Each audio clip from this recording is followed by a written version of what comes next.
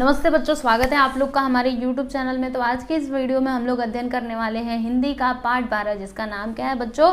झलमला। तो यहाँ पर एक बहुत ही अच्छी सी कहानी दी गई है, आपको सचमुच में बहुत अच्छी लगेगी, आपको दिल को छू करके जाएगी। ठीक है, यहाँ पे इस पाठ में क्या बताया गया है, तो एक भाभी और देवर के बीच में जो निश्चल प्रेम होता है, भाभी माँ, ठीक है, जो उनका देवर रहता है वो छोटा सा रहता है, तो वो अपनी भाभी को ही माँ समझता है। तो उसी प्रेम को यहाँ पे दिखाया गया है। बड़े ही मार्मिक, यहाँ पे बहुत ही मार्मिक प्रसंग है। ठीक है, आपको अवश्य ही अच्छा लगेगा।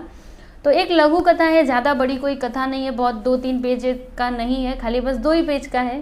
3-4 पेज की भी कथाएं होती है ना, तो वो उतना बड़ा नहीं है, खाली बस 2 पेज का है, बहुत जल्दी खत्म हो जाएगा, आप लोग को अच्छा भी लगेगा। ठीक है, तो इस कहानी के लेखक कौन है? तो इस कहानी के लेखक का नाम है पदुमलाल पुन्नालाल बख्शी जी। इनका जन्म हुआ था 27 मई 1894 खैरागढ़ मध्य प्रदेश में, और इनकी मृत्यु हुई थी 18 दिसंबर 1971 रायपुर मध्य प्रदेश में। ठीक है, इनका परिचय भी हम लोग देख लेते हैं। तो बख्शी जी ये क्या क्या है, तो कवि हैं, कथाकार, समीक्षक, निबंधकार, ये अनेक रूपों में हिंदी साहित्य में क्या है, प्रसिद्ध हैं। और आप विभिन्न विषयों पर उच्च कोटि के ललित निबंध भी लिखे हैं। प्रमुख कृतियां इनकी देख लेते हैं फटाफट से। तो हिंदी साहित्य विमर्श, विश्व साहित्य, ये सभी इनकी आलोचना है। उसके बाद हम, मेरी, अपनी कथा, मेरे प्रिय निबंध, मेरा देश, वेद, दिन, समस्या और समाधान, ये सभी इनके निबंध संग्रह हैं। और यात्री क्या है, यात्रा वृत्तांत है। और बख्शी जी की रचनाओं की ग्रंथावली 8 खंडों में विभक्त है। ठीक है, तो अब चलिए हम लोग ज़्यादा देर नहीं करेंगे। गद्य संबंधी तो मैंने आपको बता ही दिया है कि इस पाठ में क्या दिया गया है। ठीक, तो चलिए अब बिना कुछ देरी के हम इस पाठ को पढ़ना शुरू करते हैं।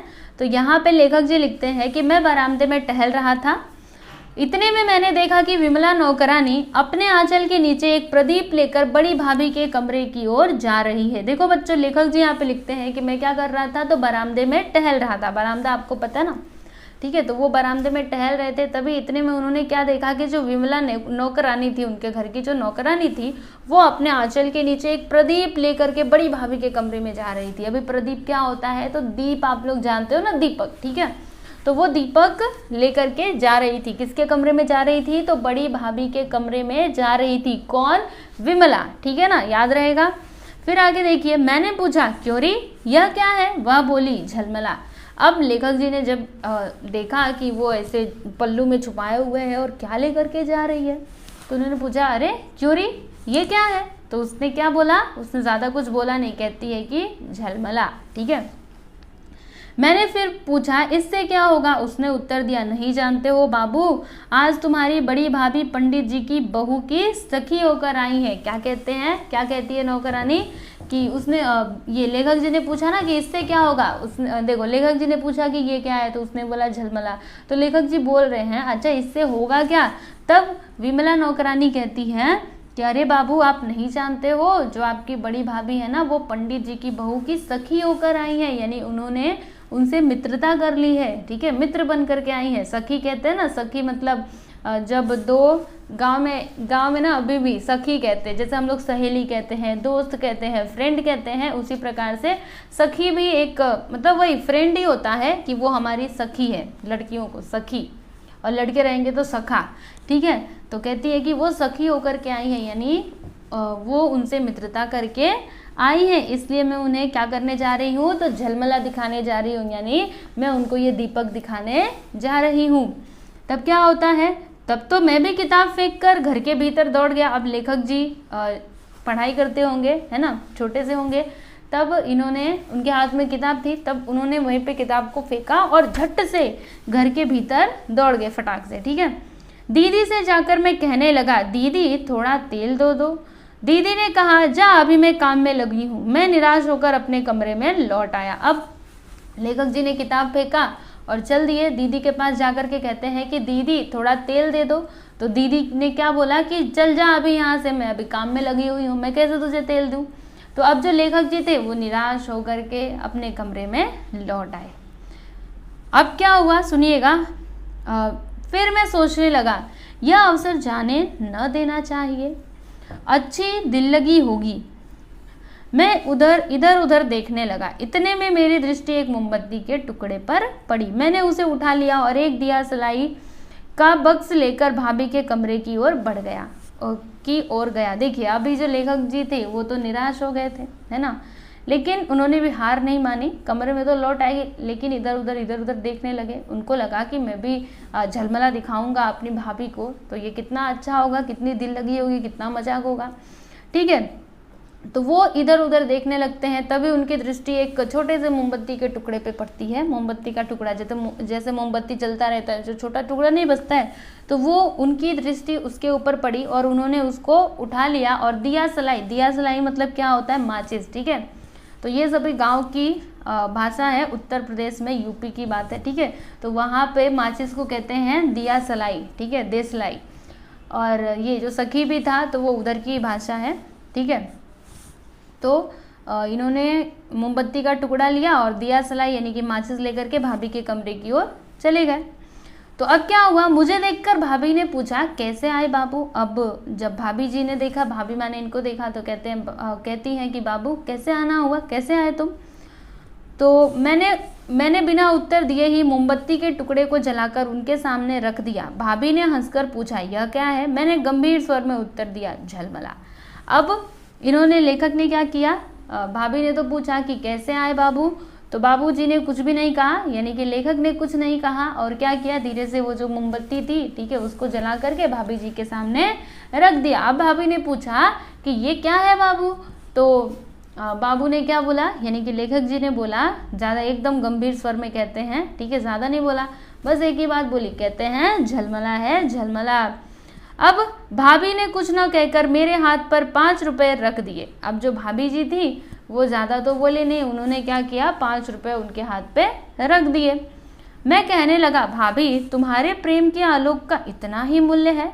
भाभी ने हंसकर कहा तो कितना चाहिए। मैंने कहा कम से कम 1 गिनी। अब जब भाभी जी ने 5 रुपया उनके हाथ पे रखा तो लेखक जी कहते हैं कि भाभी क्या मेरे ये जो आलोक है, ये जो प्रकाश है, इसके प्रकाश का बस इतना ही मूल्य है। तो भाभी ने हंस करके पूछा अच्छा बता तुझे क्या चाहिए। तो इन्होंने क्या कहा, इन्होंने कहा कि मुझे कम से कम 1 गिनी तो मैं लूँगा ही। अब ये गिनी क्या होती है, तो पहले हुआ करती थी गिनी मतलब ना सोने का बहुत छोटा सा सिक्का, ठीक है, तो वो क्या कहते थे, उसको गिनी कहते थे। तो कहते हैं कि मैं 1 गिनी तो अवश्य ही लूँगा, ठीक है। तो अब क्या हुआ, भाभी कहने लगी, अब भाभी कहती हैं कि अच्छा इस पर लिख दो, तो लिख दो, मैं अभी देती हूँ। मैंने तुरंत ही चाकू से मोमबत्ती के टुकड़े पर लिख दिया मूल्य 1 गिनी। अब भाभी जी ने क्या बोला, अच्छा ठीक है तुमको 1 गिनी चाहिए ना, तो तुम क्या करो इसके ऊपर लिख दो, 1 गिनी चाहिए तो लिखो, फिर मैं तुमको 1 गिनी देती हूँ। तो उन्होंने जल्दी चाकू उठाया और मोमबत्ती के टुकड़े पे लिख दिया 1 गिनी, ठीक है। तो भाभी ने क्या किया, गिनी निकाल कर मुझे दे दी, यानी लेखक जी को दे दी, और मैं अपने कमरे में चला आया।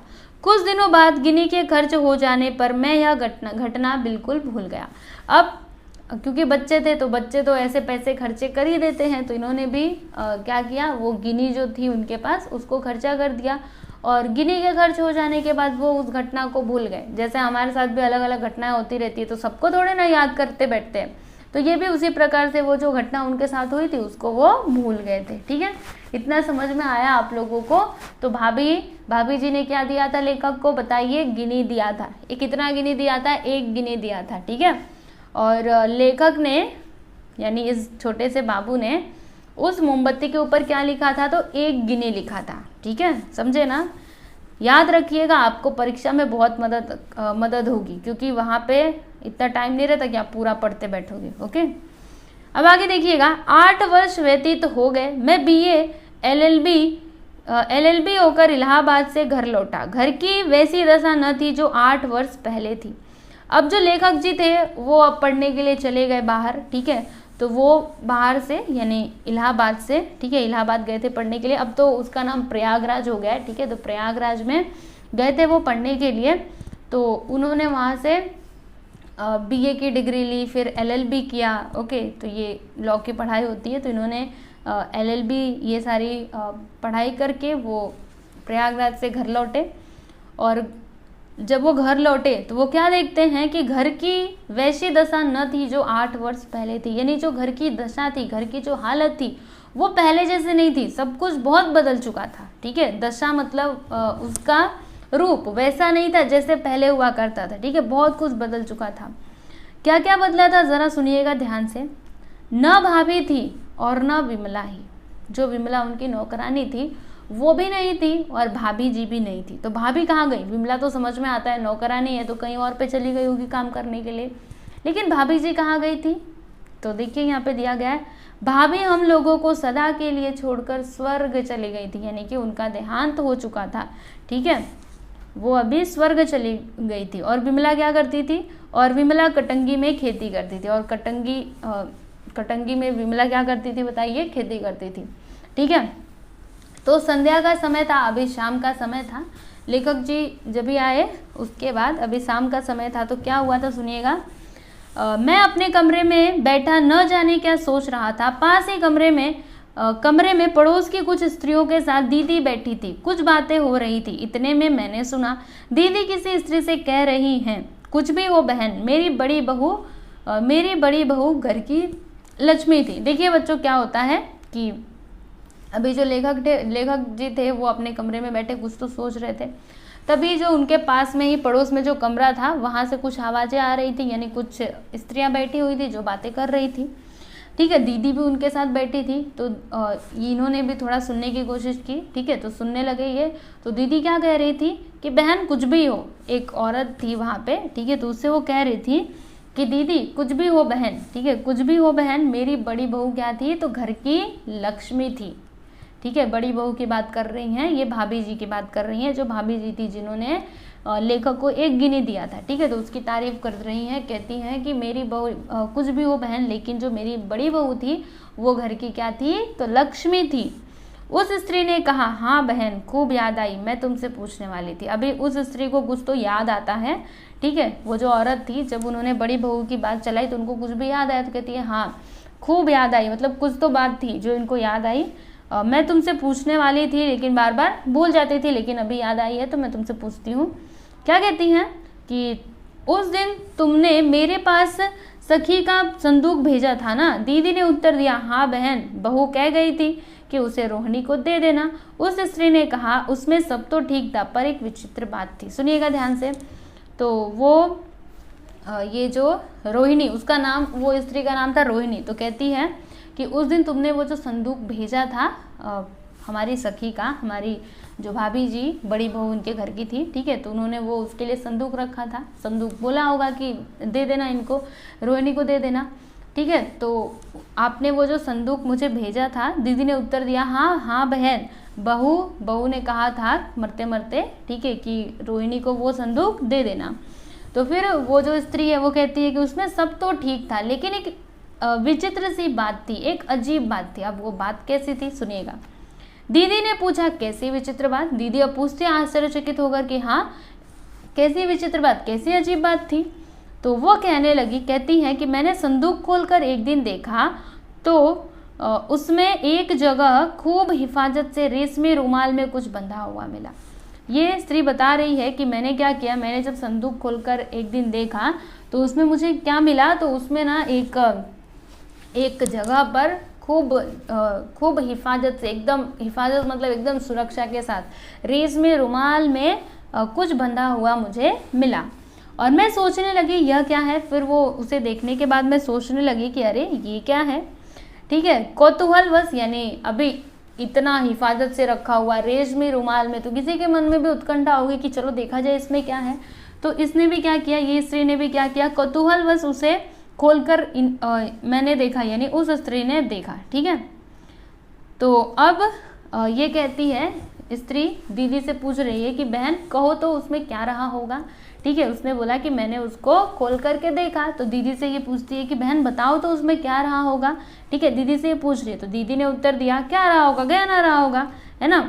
उनको लगा इतने हिफाजत से रखा हुआ है तो गहना ही होगा ना। तो दीदी कहती है और क्या होगा, गहना ही होगा। तब उसने हंस करके कहा, तब वो हंस करके कहती है कि नहीं, उसमें गहना नहीं था, मतलब तुम गलत बता रही हो, उसमें कोई गहना वहना नहीं था। तो क्या था, क्या था, आपको क्या लगता है क्या होना चाहिए, क्या होगा? चलो देखते हैं ना आगे। वह तो एक अधजली मोमबत्ती का टुकड़ा था। क्या था वो? अधजली मोमबत्ती, मतलब छोटा सा टुकड़ा था मोमबत्ती का, जो मोमबत्ती जली हुई थी वो एक अधजली मोमबत्ती का टुकड़ा था और उस पर लिखा हुआ था, क्या लिखा हुआ था, मूल्य 1 गिनी। ठीक है, वो उस मोमबत्ती के टुकड़े पर लिखा हुआ था। क्षण भर के लिए मैं ज्ञान शून्य हो गया, फिर अपने हृदय के आवेग को न रोककर मैं उस कमरे में घुस पड़ा और चिल्लाकर कहने लगा, वह मेरी है, मुझे दे दो। अब देखो, लेखक जी ने जब ये बात सुनी तो वो क्षण भर के लिए ज्ञान शून्य हो गए, यानी एकदम से अपने ख्यालों में खो गए। ठीक है, क्योंकि जो भाभी जी थी उन्होंने मोमबत्ती का टुकड़ा किसका था, लेखक का ही था ना। उन्होंने ही तो वो झलमला दिखाने के लिए लेकर के गए थे, दीपक दिखाने के लिए लेकर के गए थे अपनी भाभी के लिए। तो जब उन्होंने इतनी बात सुनी तो वो एकदम से अपने ख्यालों में खो गए, पुरानी बातों को सोचने लगे। फिर वो अचानक से कहते हैं वो अपने को रोक नहीं पाए और उस कमरे में घुस पड़े और घुस करके और चिल्ला करके कहते हैं कि यह मेरा है, मुझे दे दो। ठीक है, अब क्या हुआ, तो कुछ स्त्रियां मुझे देखकर भागने लगी। अब ये कोई राक्षस है क्या कि सब भागने लगी, नहीं, राक्षस नहीं। क्यों भागने लगी मैं आपको समझाती हूँ। जैसे क्या होता है कि अभी जो स्त्रियां नई नवेली दुल्हनें बैठी हुई हैं, तो अभी दुल्हन बैठी हुई हैं, तो कोई पुरुष यहाँ पे प्रवेश करे तो दुल्हन तो अपना मुंह छुपाएंगे ही ना, जाएंगी ना यहाँ से। ठीक है, तो इसी प्रकार से वो जो स्त्रियां थी उनको देख करके कोई पुरुष आया तो उनको देख करके वो भागने लगी। ठीक है, इधर उधर वो जाने लगी। तो कुछ इधर उधर देखने लगे और कुछ इधर उधर, क्योंकि अचानक से इनका प्रवेश हुआ था, इन्होंने कुछ बताया भी नहीं, अचानक से एंट्री कर दी थी, मतलब अचानक से अंदर आ गए थे। तो कुछ इधर उधर देखने लगी। उस स्त्री ने अपना सिर ढांकते ढांकते कहा, अच्छा बाबू, मैं कल उसे भेज दूंगी। अब जो स्त्री थी वो वाली जो कह रही थी ना कि वो मोमबत्ती का टुकड़ा मुझे मिला था, रेशमी वस्त्र में मिला हुआ, लपेटा हुआ, तो उसने भी अपना सिर पल्लू से ढकते ढकते कहा कि अच्छा बाबू, मैं कल उसे आपके पास भिजवा दूंगी। पर मैंने रात को एक नौकरानी भेजकर उस टुकड़े को मंगा लिया। उस दिन मुझसे कुछ नहीं खाया गया। ठीक है, उसने बोला था कि मैं आपके घर पे भिजवा दूंगी, लेकिन इनको नहीं रहा गया और उन्होंने क्या किया, एक नौकरानी को उसके घर पे भेज करके वो जो टुकड़ा था उसको मंगवा लिया। ठीक है, और उस दिन लेखक से कुछ भी खाना नहीं खाया गया, क्योंकि उनको बार बार अपनी भाभी की याद आ रही थी, है ना, जिन्होंने भाभी ने वो उनकी इस निशानी को कितने प्रेम से संजो करके रखा हुआ था। तो जब उनको वो मिलेगा तो स्वाभाविक सी बात है, याद तो आएगी ही। तो उस दिन उनसे कुछ भी खाया नहीं गया, मतलब वो खाना नहीं खा पाए। कौन नहीं खा पाए, तो लेखक नहीं खा पाए। ठीक है, अब आगे देखिएगा क्या होता है। पूछे जाने पर मैंने कहकर टाल दिया कि मेरे सिर में दर्द है। और जब किसी ने पूछा कि क्या बात है, खाना क्यों नहीं खा रहे हो, तो इन्होंने क्या बोला कि मेरे सिर में दर्द है, और ये बात कह करके उन्होंने बात को वहीं पे टाल दी। बड़ी देर तक इधर उधर टहलता रहा और बड़ी देर तक इनको नींद नहीं आ रही, बार बार भाभी माँ के बारे में सोच रहे हैं, तो बड़ी देर तक इधर उधर टहल रहे थे। जब सब सोने के लिए चले गए तब मैं अपने कमरे में आया, और जब सोने के लिए सब चले गए तब ये अपने कमरे में आते हैं। मुझे उदास देखकर कमला पूछने लगी, सिर का दर्द कैसा है। अब जब ये उदास थे, ठीक है, तो कमला पूछती है कि अब सिर का दर्द कैसा है। तो पर मैंने कुछ उत्तर न दिया, चुपचाप जेब से मोमबत्ती को निकालकर जलाया और उससे एक कोने में रख दिया। लेकिन जब कमला ने पूछा कि अब सिर का दर्द कैसा है, तो इन्होंने कुछ भी उत्तर नहीं दिया और वो जो मोमबत्ती का टुकड़ा था उसको जला करके एक कोने में उन्होंने रख दिया। ठीक है, अब क्या हुआ, अब आगे देखिएगा। कमला ने पूछा यह क्या है, मैंने उत्तर दिया झलमला। फिर कमला पूछती है अच्छा बताओ ये क्या है, जो उन्होंने मोमबत्ती का टुकड़ा जलाया था, तो वो क्या कहते हैं, झलमला। ठीक है, कमला कुछ ना समझ सकी। मैंने देखा कि थोड़ी देर में मेरे झलमले का क्षुद्र आलोक रात्रि के अनंत अंधकार में क्या हो गया, विलीन हो गया। ठीक है, तो अभी कमला को तो कुछ समझ में नहीं आया कि ये मोमबत्ती क्या है, फिर ये जला रहे हैं, क्या कर रहे हैं, उसको तो कुछ समझ में नहीं आया, लेकिन लेखक को तो सब समझ आ रहा था। ठीक है, तो कमला कुछ समझ नहीं सकी और देखते ही देखते क्या हुआ, जो मोमबत्ती का टुकड़ा था, वो जो क्षुद्र सा झलमला था, ठीक है, उसका छोटा सा, क्योंकि वो छोटा सा ही टुकड़ा बचा हुआ था ना, तो कितना जलेगा, तो थोड़ा सा ही प्रकाश हुआ, क्षुद्र सा आलोक, मतलब छोटा सा प्रकाश, धीरे धीरे क्या हुआ, वो जल करके खत्म हो गया और रात्रि के अंधकार में विलीन हो गया, यानी वो उसमें समा गया। जैसे भाभी जी समा गई थी, भाभी जी चली गई थी उनको छोड़ करके, उसी प्रकार से वो जो झलमला था वो उसने भी उनका साथ छोड़ दिया।